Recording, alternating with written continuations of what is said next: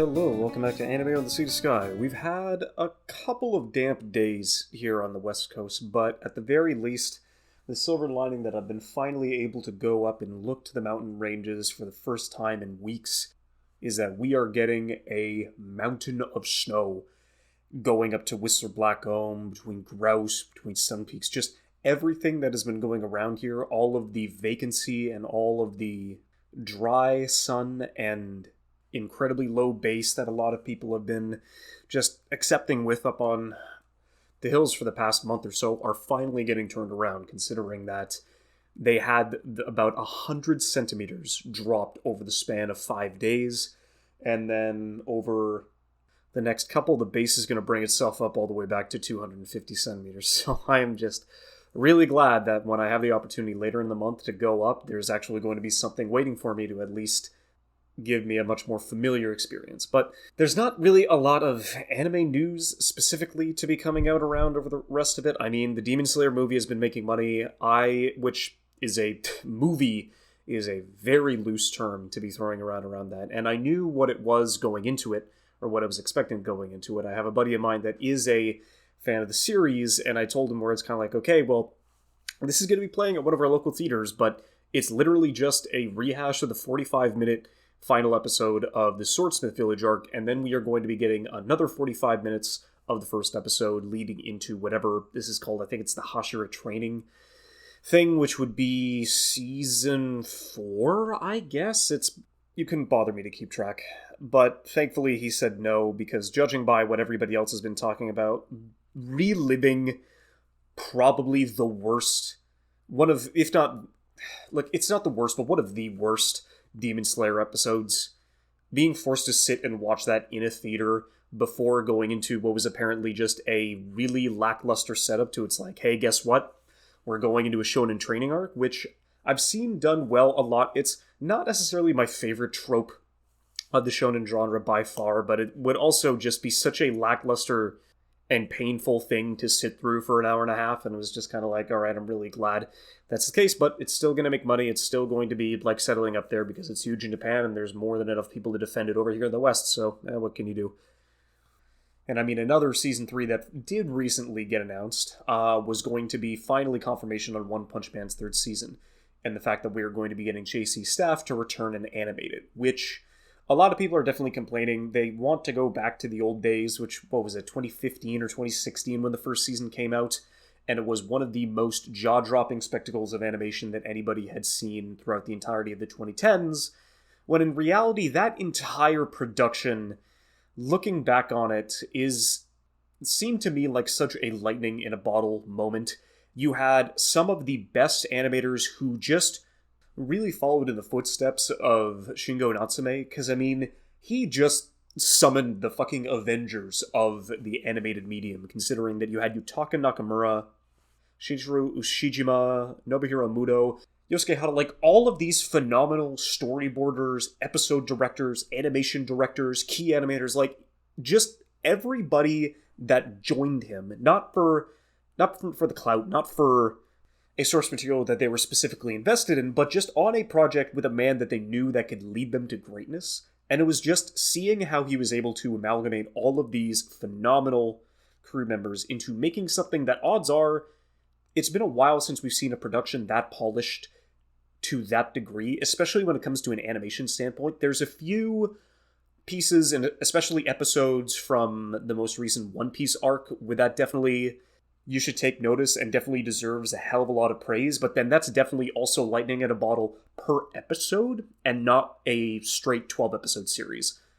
And then just realizing that, yeah, no, you're never going to get another season of One Punch Man to the same degree that it was in that first season. It's just never going to happen. And I mean, there's also like phenomenal productions coming out over the past 4 months in between the Apothecary Diaries, between Frieren. I've been enjoying every single episode of Delicious in Dungeon, so I'm really glad that Trigger's having as much fun making it as I am watching it. But it's just that, in terms of One Punch Man specifically, like, Yusuke Murata's exceptional penmanship is never going to be able to be fully translated to that screen ever again, because the manga that's still currently running is phenomenal, and I'm really curious to see how Blast is going to be introduced or even relevant to how this story is moving forward. But it's any of the scenes that I feel are going to have to be animated later are definitely not going to be up to snuff to anything that it was in season one, and I can completely and fully accept that.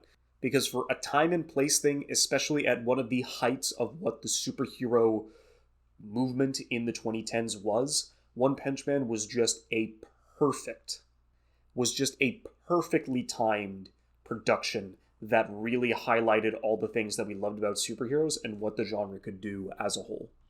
But now, as the superheroes have gone through it into the 2020s, it's just nothing but sequels and new things that they can adapt, and just fatigue and saturation, and just nothing that makes the majority of these productions enjoyable. You really have to dig through a lot to find something that you'll actually get to enjoy. Which, not necessarily like moving that into what the next season of anime is going to be looking like, but checking in here, spring is definitely going to be the season of sequels by far. I mean, in terms of the shows that we're actually going to be continuing and are going to be getting two cores like back to back, I mean, you're going to have Urusei Yatsura's second season, you're going to have Sengoku Yoko, you're going to have Moonlit Fantasy, and then thankfully for me, there's also going to be 12 more episodes of Delicious in Dungeon. And thankfully for me, there's going to be 12 more episodes of Delicious in... Oh, yeah. Thankfully for me, there's going to be 12 more episodes of Delicious in Dungeon, so I'm really excited to see how far into the story that they're going to get, because what's great about Dungeon Meshi is that it just recently finished. The manga is over. It was a really satisfying conclusion. I'm glad to see where everybody was able to end up, but I don't know how far this adaptation is going to get, because you'll need probably about 50 episodes total, anywhere between 40 and 50 episodes to adapt the whole thing, so I'm really curious to see how that's going to be translating into whether it's successful enough for Trigger to give it the time of day and give it another season. I'm just really hoping that they have the opportunity, because hell, by the end of this, they're going to be halfway, just finish the whole thing. But I mean, besides those, like, I'm just going through the 13 most popular shows leading into the spring season, and between those 13, 11 of them are either remakes or direct sequels to other shows that are going to be coming out. So definitely, depending on how much people watch next season, is all going to be dependent on how many sequels and how many shows the other people have seen. Because, like, you've got Konosuba Season 3, you've got My Hero Season 7, you've got another core of Mushoku Tensei, you've got another season of Slime in a Dungeon, and then same deal, you have the Demon Slayer third season, Gakuin, Classroom of the Elite, or no, Mahoka, sorry, it definitely... One of them has magic, and one of them has just magically horrible writing. I don't know. But I mean, Sound Euphonium's getting a third season, Eurocamp's getting a third season, and I'm really curious to see, curious and excited to see how the rest of that's going to go, but I have so low expectations for what they're going to do for the remake of Spice and Wolf, because I just don't understand what else they're going to be able to do other than going through and readapting the first 24 episodes to then move forward and finish it, because the light novels are done. Same deal. The story is completed. This was an adaptation that was back in 2008, I believe, and now they're planning on just remaking it from the start. I don't necessarily know what they're going to adapt and how far they're going to get in these first... Because I got to assume that Passion's just going to do 24 episodes of this thing. Because you can't just do the same deal. I mean, at least when Devil is a Part-Timer made its final return nearly 10 years after the first... Like, they already had first season, and they would just continue onwards. But the fact that we're going to go back to this property and remake it from the start, not with a Brotherhood mentality where they have a studio that is going to be, like, enhancing it towards the rest. I really do feel like the Digipaint and, like, edge of computer animation for the first season of Spice and Wolf definitely adds, like, a really nice pastel medieval shade to it, but this one's going to be full modern anime, coats of paint and flushes across the board. So I just hope that the chemistry between these two is going to be something that a lot of new fans aren't going to have seen since then. And I'll be curious to see if people enjoy the first handful of episodes of this show that it'll be something that at least where it's just like, I don't know. Do I then tell them to go back and like watch the one that came out back in 2008, or do I just tell them to, hey, odds are they might make another season of this, just wait for it? And it's like, I don't know. Only time will tell. But in terms of the main thing that I wanted to talk about today, it's been an interesting couple of months for me going into live action adaptations.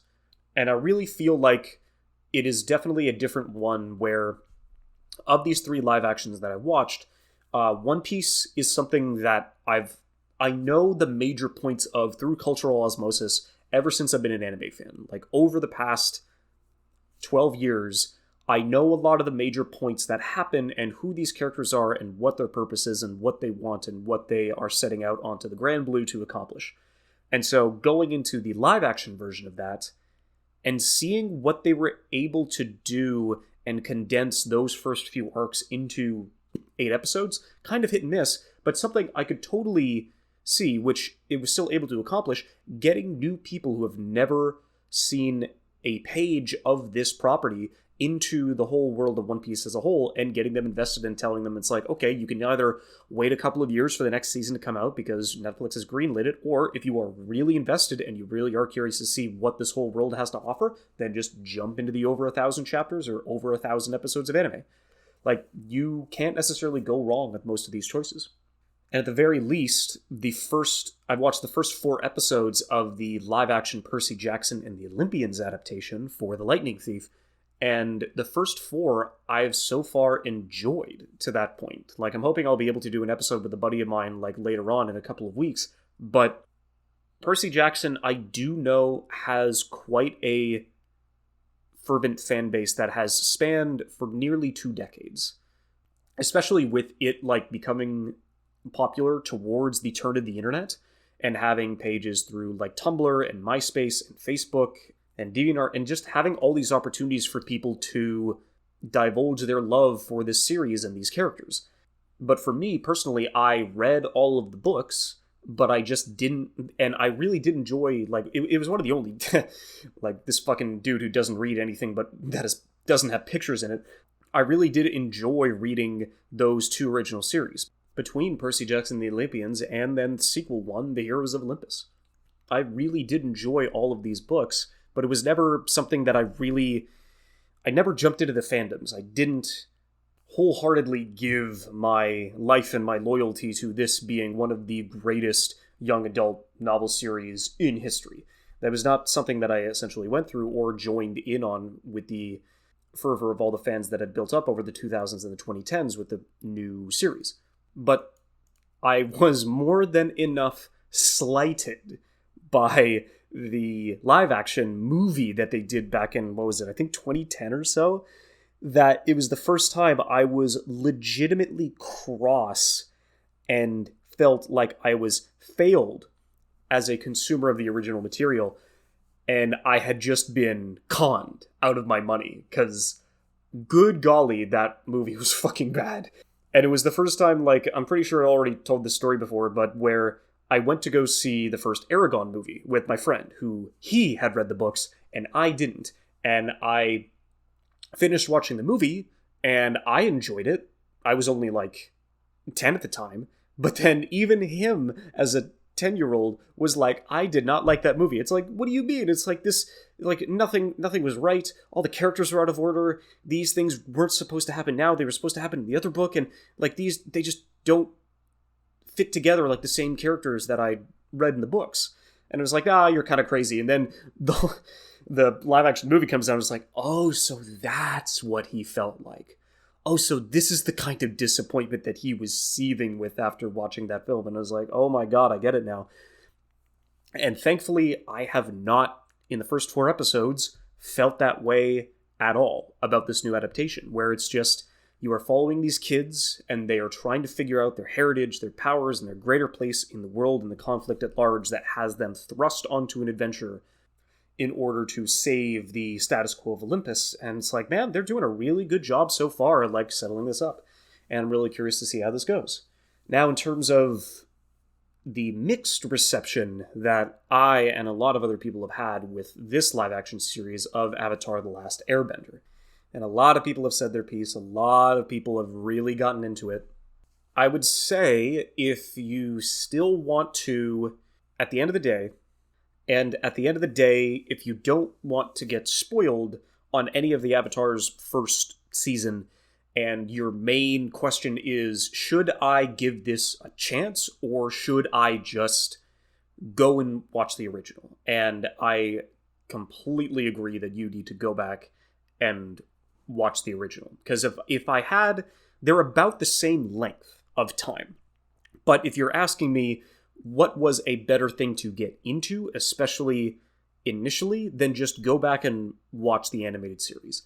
That is your starting point. Because unlike the other two live actions, where you could still tell them, hey, I mean, at least with Percy Jackson so far, it's like, do I need to go back and read the books, or is this better? It's like, no, I think you could do either.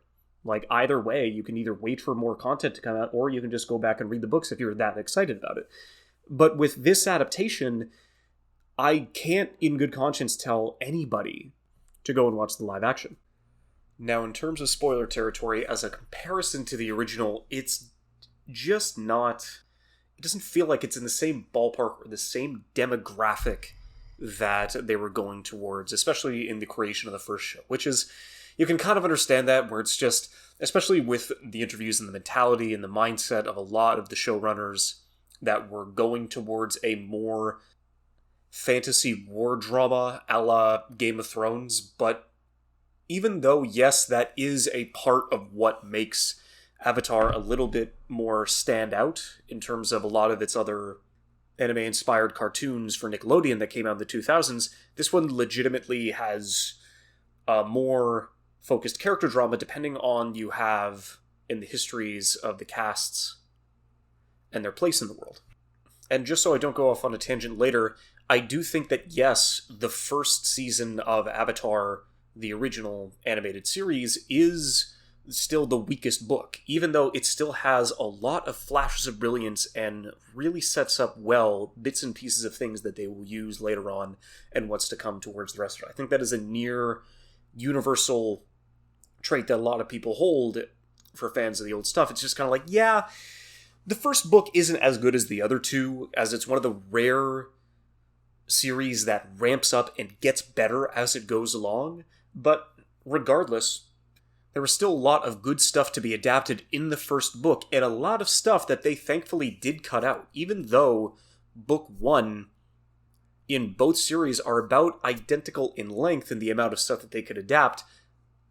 My fucking confusion came when they decided to rewrite and just take, like, whenever you make a burger, this is going to be a horrible analogy, whenever you make a burger, you carefully set up, like, each individual piece of the burger. You can toast the buns, you can either flat top or charbroil your beef patties and season them and mix them well depending on the kinds of either chuck or beef that you want to essentially go and make the patty.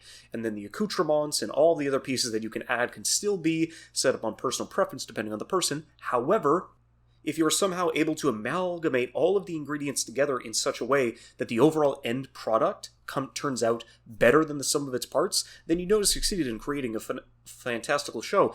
It seemed like a lot of the mini arcs that the Avatar live action was doing was taking a platter of sliders and then just immediately, like, assembly line, go, like, immediately, like, push together as much as possible. It's like, we'll take this ingredient and this episode and this episode and this bad guy and this subplot and all of this, and then throw it all together and then make sure it stacks on top of each other well, at least until it gets to the customer and off the plate. Because it was just like so many of these individual episodes where you had the village in the South Pole, you had the villagers in Kyoshi, you had Ba Sing Se, you had a Mashu, you still have, like, the North Pole and the forests and all of these individual pieces and plot points that all of these have, but they just are trying to rewrite versions of the story to use different aspects in different places to make it seem a lot more condensed and constricted, but they don't add anything together. Like, all of these individual parts of the different stories and the episodes that they choose to squish together are less than the sum of their parts, because it's just a complete mess how they decided to write all of these things together. Which is definitely a tragedy, but before I get to the stuff that I don't like, I think I do want to go, because normally in a lot of these live-action adaptations, the actors are really just fucked over by the scripts, and there's nothing that they can do.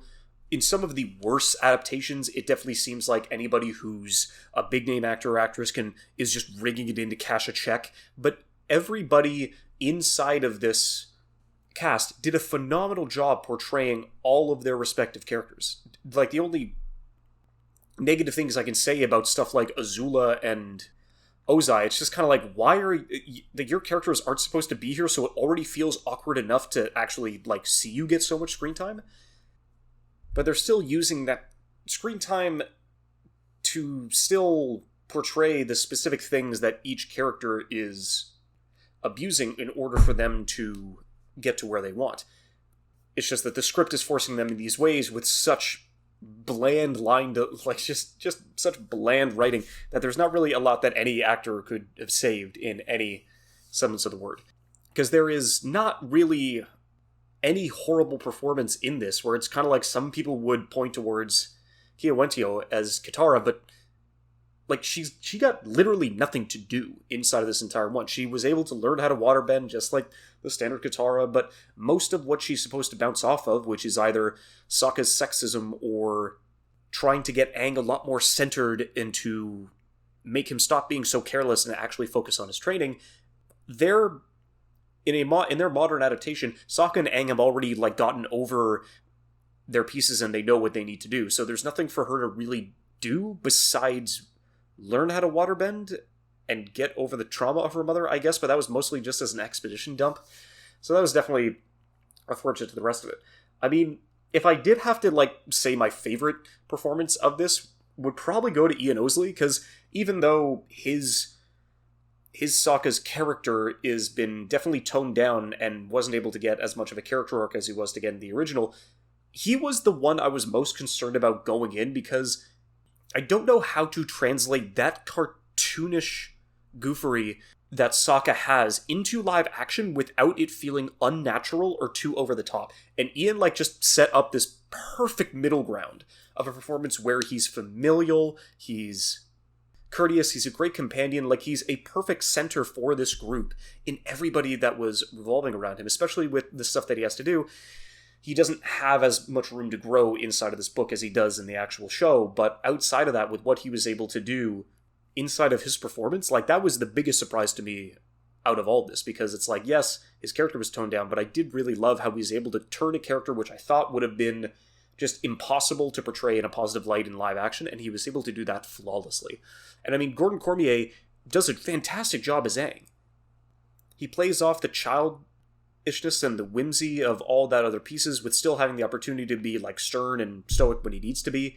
It just sucks that the majority of the lines that he's been given really much goes yeah, I know, it sucks. I wasn't here 100 years ago. My entire family and everybody I knew and loved is gone, and there's not really much I could have done to stop the war that ended up happening. But I'm here now, and that's what I'm supposed to do as the Avatar. And I'm going to go and make sure that I'm going to be able to save as many people as possible, so nobody has to go through the same pain that I have to. And I'm going to save the world. And he just has to say how he feels. The script is forcing him to say how he feels every single time. And there's only so many ways that you can perform that same type of line without getting too monotonous and too ridiculous. So it's kind of it's the same deal. Gordon did a great job, but it was just man, what is he supposed to do with the lines that are in front of him? It's I've already said this exact same thing half a dozen times. Why do I have to do this again? Paul Sung-hyun Lee, Daos Liu, they both did a phenomenal job as the duo powerhouse, which is Prince Zuko and Uncle Iroh. Seeing the handful of things that they were able to go and interact with off of each other still gives you that same feeling where it's kind of okay, if there's any character that they were still able to pull off, which still isn't that hard because they're already such a great duo to begin with, but considering that Uncle Iroh and Prince Zuko were not necessarily the beating heart, but they were the major connections inside of this to show us both sides of the conflict, their chemistry did really carry a lot of the stuff that they were that they were forced to go through, especially throughout this entire first season.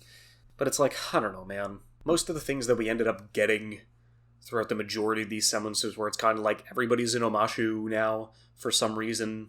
General, Commander, Admiral, whatever the fuck you want to call Zhao, I guess in this point, is like now in cahoots with Zuko and Iroh, and now they all have to fumble around, not stepping on each other's toes to see who gets the Avatar in the end. Just really, you didn't need that. You really did not need that kind of just like trio to happen inside the rest of it. It's kind of like seeing Commander Zhao be this overzealous, militaristic brute, where he is like trying to be over the top to make it still seem like this is a cheery, not necessarily a cheery show for kids, but to give like some kind of levity and some kind of cartoonish evil to the character, like to bring it down. It's like, man, I really don't necessarily think that any of that needed to come by, because it's kind of like, yeah, you're making him act like a snake to make it seem kind of comical whenever he tries to pull the wool over anybody's eyes, but it was kind of like I did like it a bit more when he was just a straightforward baddie. Overzealous and competent, but still jealous about the other things that he had to go through. And a lot of the one thing that everybody seems to universally praise is just the introduction to the 41st Division as Zuko's crew instead of just some random background characters. And it's like, yeah, sure, it does do a good job in at least like giving some kind of connection towards the rest of it, but it really did come off as hollow when Iroh and Lieutenant G are having this conversation, and every single interaction that Zuko had in front of his crew, he was either leaving them alone or he was actively just snapping at their faces, and it was kind of like, man, like, is there any reason where it's like, I understand, if Zuko hadn't stepped up, you guys would have been used as cannon fodder and you all would have died like horrifically in battle, but the fact that Zuko keeps that from them, but also uses that as an excuse to belittle them and hatefully spew fire and vitriol in their faces when all they have is each other on this isolated boat chasing after a person who, odds are, like almost 100% of the time, should not exist. And G is just going to immediately accept that and bring everybody back to his side. And I think it was also worse because the delivery of his line, where it was just kind of like, yes, and then the 41st Battalion was acted as Zuko's crew. It's like, 41st Battalion? We were the 41st Battalion. It's like, no shit. Of course you would know what battalion you were, like, inside of a militaristic nation. Like, you don't need, like, because that's another one of the things where I just didn't appreciate that any of the show gave any levity or any, like, semblance of sense to the audience, because they always just assumed that in standard action Hollywood format, you have to explain everything to the audience and reiterate points and facts that have already been, like, shown, just so you get the point and just so you don't forget, just so it doesn't go over your head. But the fact that you're emphasizing that moment really does, like, make G and everybody else inside of the battalion, like, seem lesser for that inside of that performance. We were the 41st event. Like, I hated that delivery. I like the idea. It was just that delivery really did take me out of it for sure. Even though the overall just setup is a much better idea to incorporate these characters into somebody that is a lot more closer to Zuko.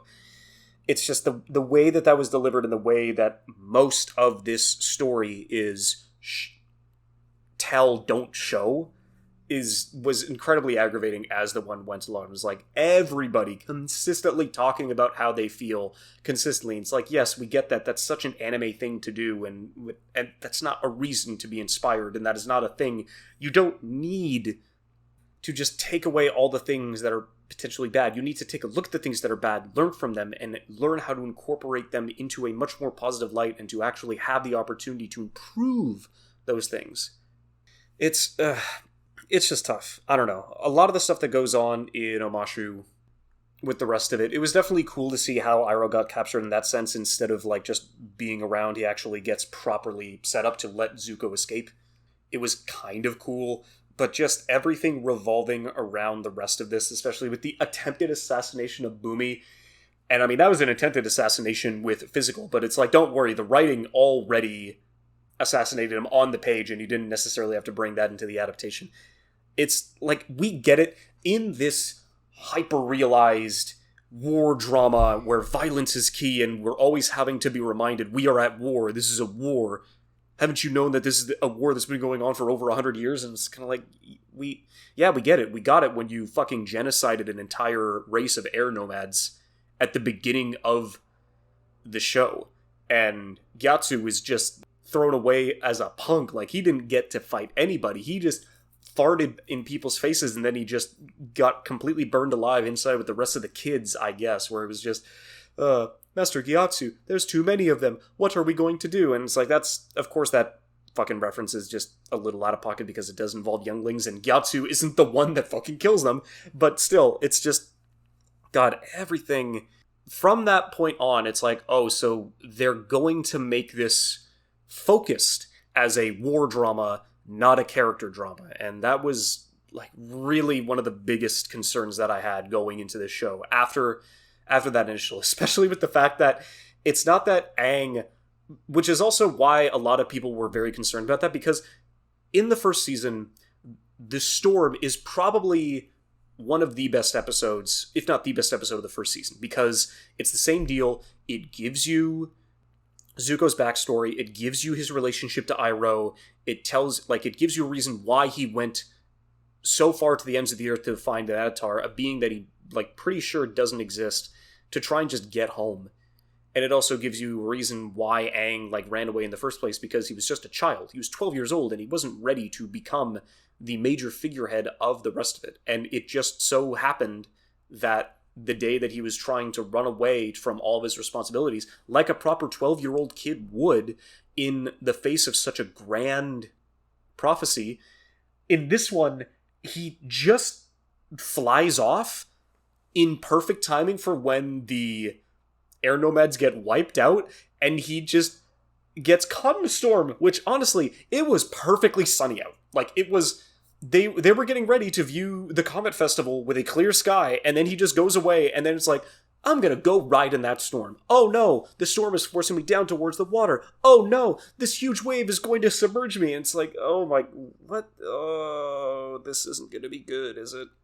Which is definitely one of the only positive things that I could say about Avatar or the live action is that its series, its adaptation, it does get better as it goes on, but those first two episodes definitely do not give anybody who is looking to hate it any less ammunition, because good God, it was a really slow and really piss poor first episode to even get people invested into any of these. Where it's like, Percy Jackson, great first episode. One Piece, great first episode.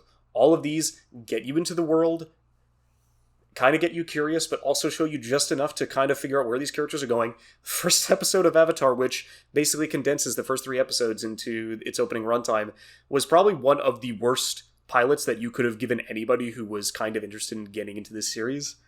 Man, I don't know. It was very tough. Spirit World Rescue Mission is kind of fine inside of Spirited Away and Masks. It same deal. They were fine. A couple of good action set pieces for when we actually get the blue mask introduced with Zuko, and that's all totally fine and dandy. It's the same deal. It's fine. The middle was fine. It got better. Like most of that, it's probably the best 2 episode arcs kind of go towards the final one, where essentially inside of the TV show you ended up having the North and Legends, and then at least in the animated series you ended up getting the Siege of the North, and they do a good job.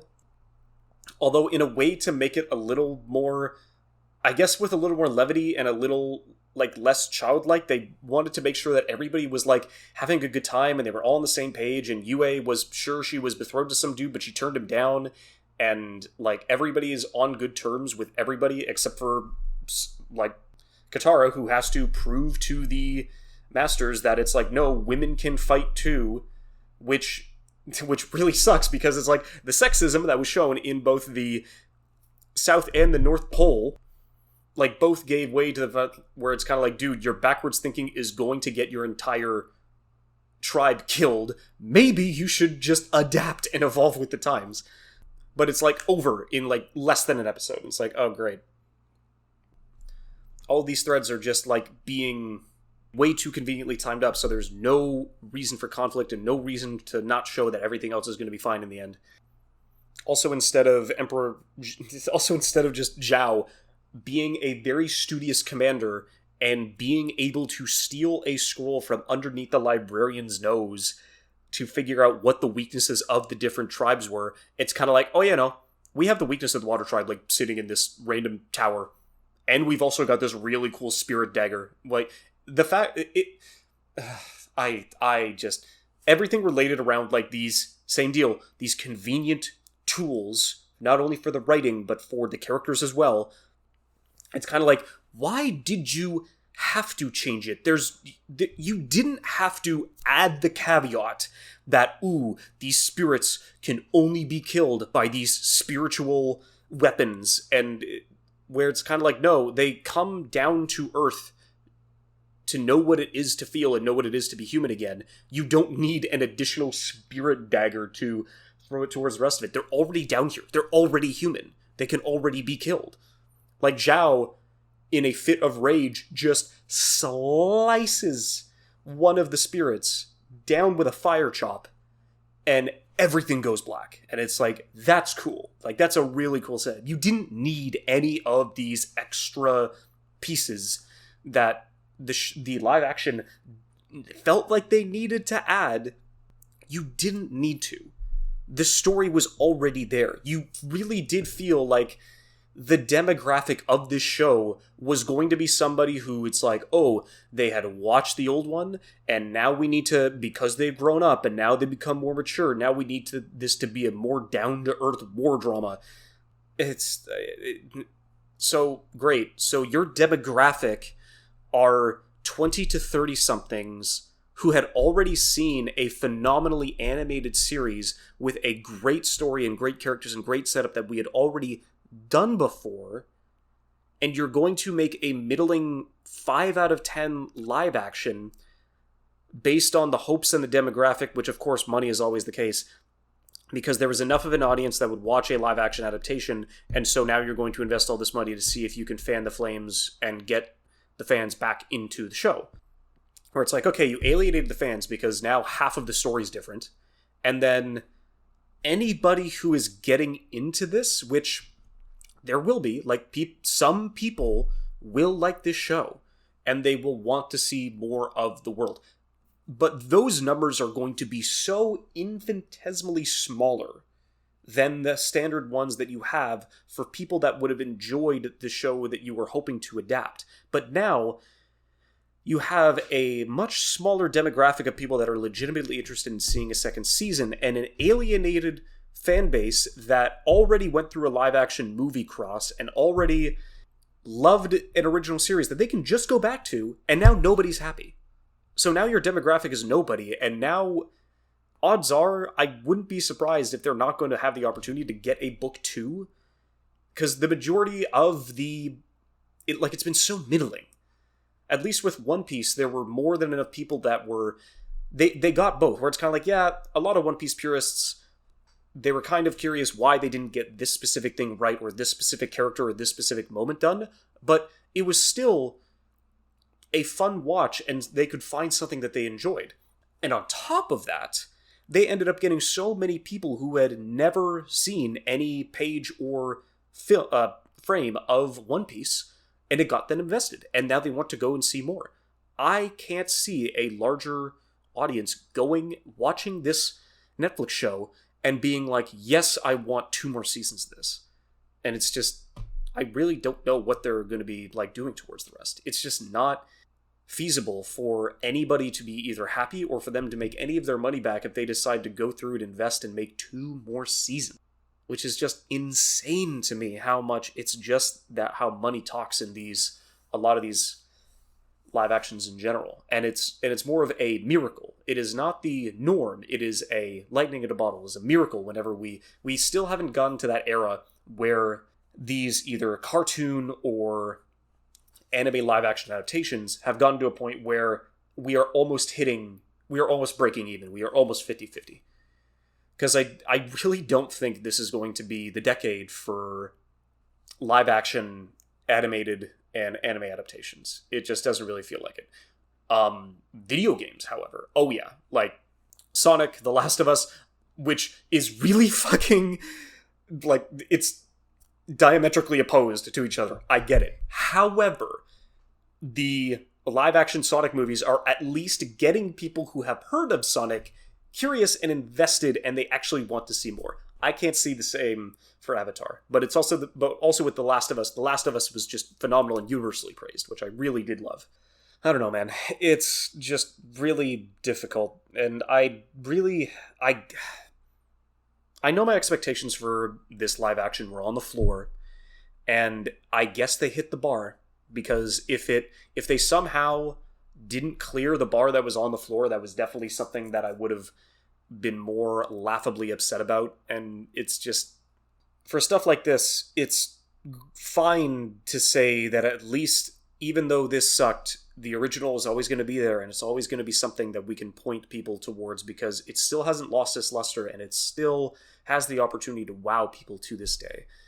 But the fact that that's going to be something where you have to spend $120 million to ask the question, hey, would we be able to make a satisfactory live-action adaptation of a beloved series and still have the opportunity to make people happy and invested and wanting more? I don't think you needed to spend that much money on that question, and if you have to, then you shouldn't be asking that question in the first place. I don't know. I'm really hoping that the end of Percy Jackson and the Olympians is going to be better than this. I'm really curious to see how a lot of these scenes that they had inside of the books are going to... That I have a general idea in my head that I haven't revisited in over a decade, but I'm really curious to see how they're going to be able to adapt those towards the rest of it, because that's the thing.